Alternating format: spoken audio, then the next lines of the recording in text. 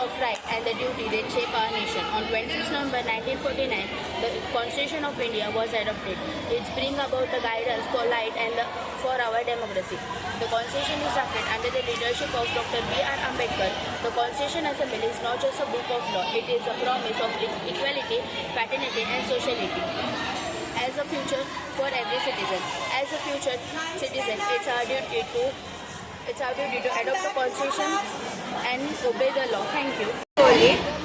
10वीं कक्षा की छात्रा, आज भारतीय संविधान पर मैं अपने विचार व्यक्त करना चाहती हूँ। भारतीय संविधान देश का सर्वोच्च कानून है जिसे 26 नवंबर 1949 को संविधान सभा द्वारा अपनाया गया। यह हमारी दुनिया का सबसे लंबा लिखित कानून है। यह भारत के नागरिकों को न्याय, समानता, स्वतंत्रता और बंधुत्व का अधिकार देता है।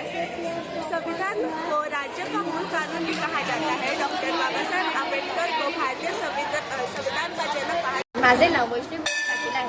इयत्ता 10वीच्या वर्गात शिकत आहे। आज मी आपल्यासमोर भारताचे संविधान या विषयावर माझे विचार व्यक्त करणार आहे। ज्या दिवशी आपल्या भारताचे संविधान तयार करण्यात आले तो दिवस म्हणजे 26 नोव्हेंबर। हा दिवस भारतीय संविधान दिवस म्हणून संपूर्ण जगात आनंदाने व उत्साहाने साजरा केला जातो। डॉक्टर बाबासाहेब आंबेडकर हे या संविधानाचे शिल्पकार म्हणून ओळखले जातात।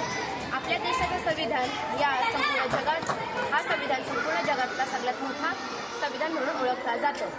आपल्या भारत देशाच्या संविधानामध्ये एकूण 48 आर्टिकल्स पाहायला मिळतात। धन्यवाद।